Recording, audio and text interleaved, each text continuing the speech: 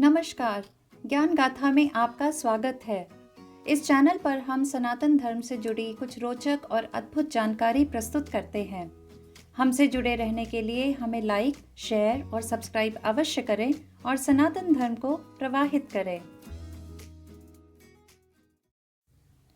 हमने हाल ही में 22 दिसंबर को महान भारतीय गणितज्ञ श्रीनिवास रामानुजन की जयंती के अवसर पर राष्ट्रीय गणित दिवस मनाया। क्या आप जानते हैं कि उनके द्वारा प्रस्तावित सिद्धांत ने हमारे समय की सबसे आम उपयोगिता वाला यंत्र द ऑटोमेटेड टेलर मशीन या एटीएम में प्रमुख भूमिका कैसे निभाई? क्या आप एटीएम के आविष्कारक का भारतीय कनेक्शन भी जानते हैं? ज्ञान गाथा के आज के भाग में हम यही देखेंगे। एटीएम का आविष्कार जॉन शेफर्ड बेरॉन ने किया था। जेएसपी ने सोचा, क्या यह एक अच्छा विचार नहीं होगा अगर नियमित कामकाजी घंटों के बाहर पैसे प्राप्त करने का कोई तरीका होता? जेएसपी ने कहा है कि वह चॉकलेट वेंडिंग मशीनों से प्रेरित थे। उन्हें लगा कि कोई ऐसा तरीका होना चाहिए जिससे वह अपना पैसा दुनिया में कहीं भी प्राप्त कर सके। उनके मन में चॉकलेट बार डिस्पेंसर का विचार आया, लेकिन चॉकलेट की जगह नकदी के साथ। जेएसपी एक प्रिंटिंग कंपनी के लिए काम करते थे और उन्होंने स्वचालित रूप से नकदी निकालने के लिए एक प्रणाली तैयार की। उन्होंने बार्कलेज बैंक को विचार दिया। उन्होंने उन्हें इस विचार के बारे में बताया कि यदि वे अपने बार्कलेज बैंक के चेक को मशीन के किनारे में एक स्लॉट में रखते हैं तो यह 24 घंटे मानक मात्रा में धन वितरित करेगा। 1960 के दशक में बार्कलेज बैंक ने 6 एटीएम चालू किए। अब आइए देखते हैं इसका दिलचस्प भारतीय कनेक्शन।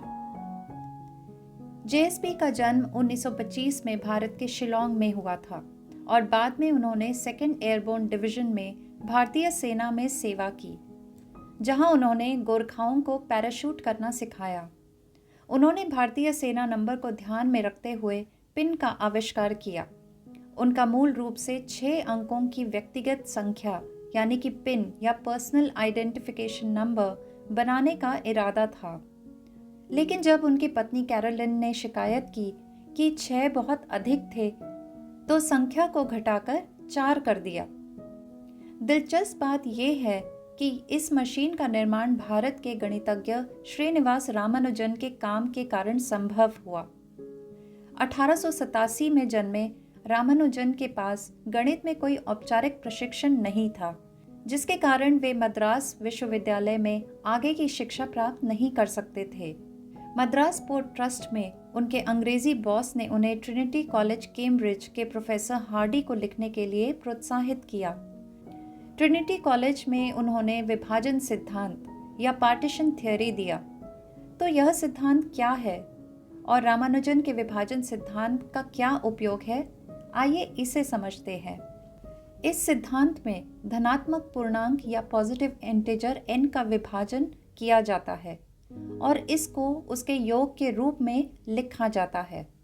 उदाहरण के लिए संख्या 4 को अलग अलग तरीकों से विभाजित किया जा सकता है।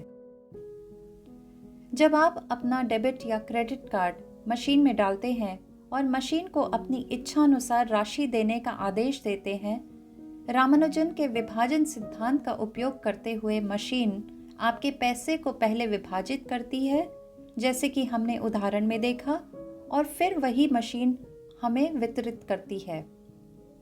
एक गहरे धार्मिक हिंदू रामानुजन ने अपनी पर्याप्त गणितीय क्षमताओं का श्रेय देवत्व को दिया और कहा कि उन्होंने जो गणितीय ज्ञान प्रदर्शित किया वह उनकी पारिवारिक देवी नम्मागिरी थायर द्वारा प्रकट किया गया था। उन्होंने एक बार कहा था, मेरे लिए एक समीकरण का तब तक कोई अर्थ नहीं है जब तक कि यह ईश्वर के विचार को व्यक्त न करे। दोनों सज्जनों को शत शत नमन। हमारा ज्ञान गाथा का आज का भाग आपको कैसा लगा? कृपया कमेंट करके अवश्य साझा करें। आज के लिए बस इतना ही। हम ज्ञान गाथा के हर भाग में आपके लिए ऐसे ही और भी कई रोचक तथ्य और जानकारी लेकर प्रस्तुत होंगे।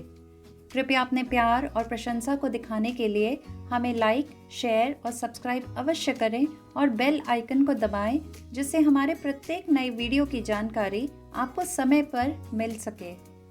ज्ञान गाथा से जुड़ने के लिए आपका दिल से धन्यवाद। नमस्कार।